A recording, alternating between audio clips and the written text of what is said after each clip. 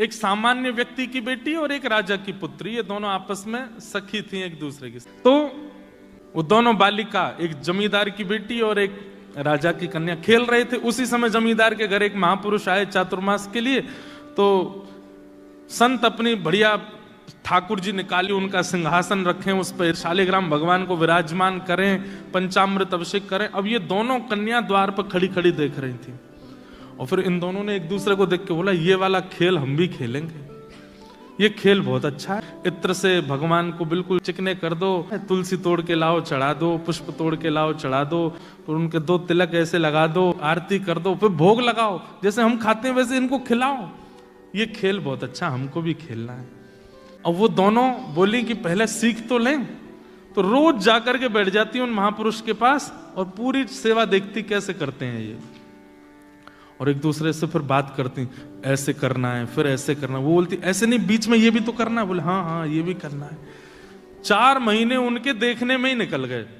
अब 4 महीने बाद महापुरुष का जाने का समय आया। जैसे ही जाने को तैयार हुए तो अपने ठाकुर जी समेटने लगे। सवेरे सवेरे दोनों लाली आई, आकर के जैसे ही देखा ठाकुर जी उठा के बक्सा में धरे जा रहे हैं। दोनों रोने लगी, बोले ये क्या हो रहा है? ये महाराज जी जा रहे हैं। इतना रोई फूट फूट करके उन महाराज जी के चरणों में छोटी छोटी लाली। वो बोली महाराज जी आप चले जाओ, पर अपने ठाकुर जी हमको दे जाओ। हमने पूरी सेवा सीख ली इनकी, हम पूरे 4 महीने हम यही तो करती थी कि आप कैसे करते हो। तो महाराज जी छोटी सी लाली है, 4-5 साल की दोनों की आयु, कैसे करेंगी सेवा? आप हमसे पूछ लो, एक एक बात हमको पता है। सुबह इतने बजे उठाना है, फिर उसके बाद ठाकुर जी को दूध का भोग लगाना है, दूध के भोग के बाद फिर उनको गर्म जल से स्नान कराना है, फिर पंचामृत से स्नान कराना है, फिर शुद्ध वस्त्र से पहुंच करके इत्र लगाना है, फिर तिलक लगाना है, फिर उसके बाद ठाकुर जी को तुलसी अर्पित करनी है, फिर पुष्प चढ़ाना है, फिर भोग बना करके पधराना है। सब आता हमको, आप अपने ठाकुर जी हमको दे जाओ। और कोई अपने ठाकुर जी कैसे दे सकता है? महाराज जी तो परेशान हो गए, बोले ये क्या होगा? तो वो महाराज जी बोले बड़ी विडंबना। तो वो जमींदार आ गया, बोले महाराज मेरी बेटी को ना दो चलेगा, फिर दूसरी राजा की बेटी है, अगर इसको नहीं दिया आपने और इसने जाके कहीं शिकायत अपने पिता से कर दी तो आप भी जानते हैं कि राजा की कहां तक पहुंचे, अगला चातुर्मास देख नहीं पाओगे आप। तो बोले हम तो गलत फंस गए। और बोली सुनिए, अगर आपने राजा की कन्या को दे दिया और मेरी कन्या को नहीं मिले तो फिर इन दोनों में वैसे कलेश चलेगा, तो राजा मेरी पुत्री और मुझको नगर से बाहर कर देंगे। बोले तुम जब तक यहां रहोगे कलेश करेगी तुम्हारी बेटी की, मुझे दो तो तुम भी बाहर जाओ और हम महाराज सब बिगड़ जाएगा, ठाकुर जी तो फिर आ जाएंगे जीवन में, इनको दे जाओ हमारी बेटियों को। संत बोले ये कोई ऐसे खिलौना है ये दे जाओ? मैं कैसे 50 साल से सेवा कर रहा हूं मैं इनकी, ऐसे कैसे दे जाऊंगा? तो बोले आप ही सोच लो फिर क्या करना है। तो संत बाहर से शालिग्राम जी जैसे दिखने वाले 2 पत्थर ले आए और पत्थर ला करके वो पत्थर रख दिए सिंहासन पर और अपने ठाकुर जी उठा के धर दिए नीचे सामान्य सी चौकी पर। दोनों कन्याओं को बुलाया, बोले इधर आओ। कन्या आई, बोले अच्छा देखो ठाकुर जी कहाँ हैं? बोले ऊपर बैठे हैं। बोले नीचे वाले? बोले हाँ ये भी ठाकुर जी। बोले नहीं, ऊपर वाले जो हैं वो ठाकुर जी हैं, नीचे वाले जो हैं ये सेवक हैं। अब बताओ तुमको सेवक चाहिए कि ठाकुर जी चाहिए? दोनों कन्या बोली नहीं हमको ठाकुर जी चाहिए, सेवक नहीं चाहिए। तो महात्मा बोले ठीक है, तो सेवक मैं ले जाऊं? बोले हाँ आप ले जाओ। सेवक असली ठाकुर जी थे। तो सामान्य से पत्थर दोनों कन्याओं को दे दिए। कन्या बोली इनका नाम क्या है ठाकुर जी का? महाराज जी बोल गए सिलपिल्ले भगवान। तो सिलपिल्ले भगवान। अब आप सोचना, ना कोई संप्रदाय है, ना कोई पद्धति है, ना कोई नियम है, ना किसी भी प्रकार का क्रम है, ना भगवान असली के हैं, केवल सामान्य गली का पत्थर है। नामकरण गुरु जी कर गए। अब वो जो बेटी थी जमींदार की वो अपने घर में सेवा करती और जो राजा कन्या थी वो अपने राजभवन में सेवा करती, और दोनों जब मिलते तो अपने अपने सिलपिल्ले भगवान की बात करते। आज तेने क्या किया? आज मैंने खीर का भोग लगाया, आज मैंने गुड़ का भोग लगाया, आज मैंने ये किया, आज मैंने वो किया। और दोनों बड़ी प्रसन्न। जो जमींदार था उसका छोटा भाई वो उससे बहुत बैर मानता था अपने बड़े भाई से। पैसे देकर के चोरों को बुलाया और कहा इसका पूरे घर का सब सामान चोरी करके और ले जाओ और पीछे से मेरे घर में धर देना। लोगों को तो यही पता चलेगा चोरों ने चोरी की, ये थोड़ी पता चलेगा मैंने करवाया। चोर गए, आधी रात में पूरा घर चोरी कर लिया, उसमें सिलपिल्ले भगवान और ले गए जमींदार की बेटी के। अब सुबह उठते ही पूरा घर तो रोवे कि हमारे चांदी के बर्तन चले गए, हमारे सोने चले गए, हमारे आभूषण चले गए, ये चले गए। और वो कन्या रो मेरे भगवान सिलपिल्ले चले गए, मेरे सिलपिल्ले कहाँ चले गए? उन्होंने कुछ खाया नहीं होगा, सुबह से भूखे बैठे होंगे बेचारे, सुबह उठते ही दूध पीते हैं, नहीं पिलाऊं तो रोते हैं, कहाँ चले गए होंगे? पिताजी मेरे सिलपिल्ले भगवान लाओ, मेरे सिलपिल्ले भगवान लाओ। पिताजी बोले यहाँ पूरा घर लुट गया, तेरे को वो पत्थर की पड़ी है? बोले पिताजी पत्थर नहीं है मेरे भगवान सिलपिल्ले हैं, वो खाते हैं, मैं खिलाती हूं उनको, उन मेरे साथ बैठते हैं, बात करते हैं मेरे से। बंधुओं, परिवार का जो विरह था वो तो 2-3 दिन में कम सा हो गया, लेकिन उस कन्या का नहीं हुआ। वो तो रो रो करके बेहाल, भोजन पानी छोड़ दिया, रोने लगी, बोले मैं प्राण त्याग दूंगी मेरे अगर परमात्मा नहीं आए तो पिता ने कहा देख ये सब किया धरा तेरे चाचा का है, और हम सब जानते हैं कि सारा धन उसने अपने घर में धर रखा है, लेकिन क्या बताएं समाज में उसकी छवि बढ़िया है इसलिए कोई मानेगा नहीं, चोरों का इल्जाम लगा रहे हैं, चोर ले गए। लेकिन तू तो उसकी भतीजी है, तुझ पे तो थोड़ी दया आएगी उसको, तू चली जा उसके घर जाके कहते चाचा जी कुछ 2 चाय मत दो, मेरे भगवान दे दो।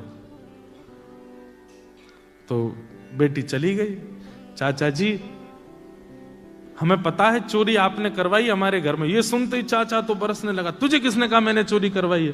बोले मैं आपको दोष देने नहीं आई हूं, मेरे सिलपिल्ले भगवान भीतर है, उनको दे दो, बाकी कुछ 2 चाय मत दो। तो चाचा ने सोचा अगर मैंने सिलपिल्ले दे दिए तो प्रमाणित हो जाएगा ना कि चोरी मैंने ही करवाई है, ऐसे कैसे दे दूं? तो व्यंग में चाचा बोले तेरी भक्ति बहुत है, तू अपने घर से चल के यहां तक आई है तो चल अपने सिलपिल्ले भगवान को बुला दे, अगर वो घर में हो तो खुद निकल के आ जाएंगे बाहर, इतना तो कर ही सकते हैं। उस कन्या ने आर्त भाव से नेत्रों में अश्रु भराए और दोनों भुजा खड़े करके हे मेरे सिलपिल्ले नाथ, यदि मैंने भाव से आपकी सेवा की हो, यदि मैंने आपसे बहुत प्रेम किया हो, यदि आपकी सेवा में कोई चूक ना की हो तो आप चल करके बाहर आ जाओ। इतना कहते ही वो सामान्य सा पत्थर हवा में तैरता हुआ आया और आकर के उस कन्या के हृदय से आकर के लग गया। देखते रह गए और सिलपिल्ले भगवान आकर के उस कन्या के हृदय से चिपक गए। वो चाचा ने जब देखे कि अपने आप भीतर से पत्थर उड़ करके आया और आके हृदय से लग गया, वो तो तुरंत नतमस्तक हो गया। बोले कि जिस घर में ऐसी भक्त कन्या है उस घर से मैं विद्रोह मानूं? सारा धन लेकर के गए, अपने भैया को अर्पित कर दिया और भैया को जाके बताई बात। तब परिवार के घर के लोगों ने ये माना, वो अब तक तो यही मानते थे कि पत्थर से खेलती है, तब उनको विश्वास हुआ कि नहीं ये तो साक्षात परमात्मा है। अब राजकन्या जो थी उसके सिलपिल्ले भगवान, उनके साथ कैसी घटना घटी? कन्या का विवाह हुआ, जिस पुरुष के साथ में विवाह हुआ वो किसी भी रूप से भक्त नहीं था, ना वो भक्त था ना उसका परिवार भक्त था। कन्या ने विवाह के लिए मना तो किया, पिता नहीं माने, विवाह कर दिया। अब वो तो बस अपने सिलपिल्ले भगवान को हृदय से लगा के रहे, बोले कि मुझे पता है ये मेरा पति और ये परिवार पूरा जो है ये बिल्कुल भी भक्ति भाव इनके चित्त में नहीं है, पर नाथ बस आप मेरे साथ रहोगे तो मैं पूरा जीवन निकाल लूंगी। अब जिससे उसका ब्याह हुआ था वो तो काम क्रोध लोभ मोह सब था उसके अंदर, वो तो इसी कारण से विवाह कर रहा था, भोग वृत्ति थी उसकी। लेकिन कन्या के चित्त में ये भाव था कि भाई ये वैष्णव नहीं है, इसको तो मैं स्पर्श भी नहीं करने दूं अपना। रात्रि में चर्चा कर रहा था पत्नी से, बातें करने लगा, बातें करते करते और उसने कहा ये क्या है तुम्हारे हाथ में? बोले ये मेरे भगवान है, सिलपिल्ले भगवान। उस सिलपिल्ले नाम सुनते ही इतना हंसा। क्या? बोले कौन है? सिलपिल्ले भगवान। बोले आप हंसिए मत, ये मेरे ठाकुर जी हैं, मैं बचपन से इनकी सेवा करती हूं। अच्छा ठीक है, रखो इनको अपने पास। लेकिन वो उनको दूर करना चाह रहा था, बार बार लेकर के हटाना चाह रहा था, और वो राजकन्या कस के पकड़े, बोले नहीं आप इनको मुझसे दूर मत करो, ये मेरे प्राण है, ये अगर दूर हुए तो मैं प्राण त्याग दूंगी। 1 दिन 2 दिन 4-5 दिन बीत गए, लेकिन वो ऐसे ही रहे, सिलपिल्ले भगवान को हृदय से लगा के रहे। उसका यही था कि मैं पूरा जीवन इनके साथ नहीं रह सकती, पर आप रहोगे तो मैं रह लूंगी। एक दिन उस राजकुमार को क्रोध आया और उसने जब हट पूर्वक हाथ हटाए और वो सिलपिल्ले भगवान को खींच करके और बाहर एक सरोवर था, सरोवर में फेंक दिया। जैसे ही सरोवर में फेंका, वो राजकन्या वहीं मूर्छित होकर गिर पड़ी। पूरा परिवार इकट्ठा हो गया, सब लोग सोचने लगे, बोले अरे ये क्या हो गया, इसके कहीं प्राण ना निकल जाएं, पूरे गांव में हमारी निंदा होगी, इसके पिताजी बहुत बड़े राजा हैं, हमको कारागृह में डाल देंगे। क्या किया तूने? बोले कुछ नहीं, पत्थर लगाए, बैठी रहती थी, मैंने फेंक दिया तो नाटक कर रही है मूर्छा की। खूब प्रयास किया लेकिन होश में नहीं आई। जैसे तैसे होश में आई, उठते ही मेरे सिलपिल्ले कहां हैं, मेरे सिलपिल्ले कहां हैं। गोताखोरों ने जाकर के पूरा सरोवर ढूंढ लिया लेकिन ठाकुर जी नहीं मिले। अंत तो गत्वा वही सरोवर के किनारे हट गई और रुदन करते हुए बोली, हे मेरे सिलपिल्ले नाथ, यदि मैंने वास्तव में बाल्यकाल से आपको अपना प्रियतम मान करके भेजा हो, आपकी निष्ठा से सेवा की हो, तो आप कृपा करके मेरे पास आ जाना। और यदि आप मेरे पास नहीं आए तो मैं एक क्षण और चिंतन नहीं करूंगी, तुरंत अपने प्राणों का परित्याग कर दूंगी। उसका पूरा परिवार खड़े होकर के देख रहा था। जैसे ही उसने कहा कि हे नाथ, यदि आप नहीं आए तो मैं प्राण त्याग दूंगी, ये बात कहते ही हा नाथ, हा नाथ, हा नाथ करुण क्रंदन करने लगी। तुरंत सरोवर में से अपने आप सिलपिल्ले भगवान निकल करके आए और उसकी छाती से आकर के लग गए। और ये दृश्य देख करके परिवार पूरा जो था वो तो नतमस्तक हो गया। सब देखते रह गए। भाव के वश में है भगवान, भाव नहीं तो हर मंदिर में दीखत बस पाषाण। भाव होए तो जित देखूं तित प्रगट होए भगवान।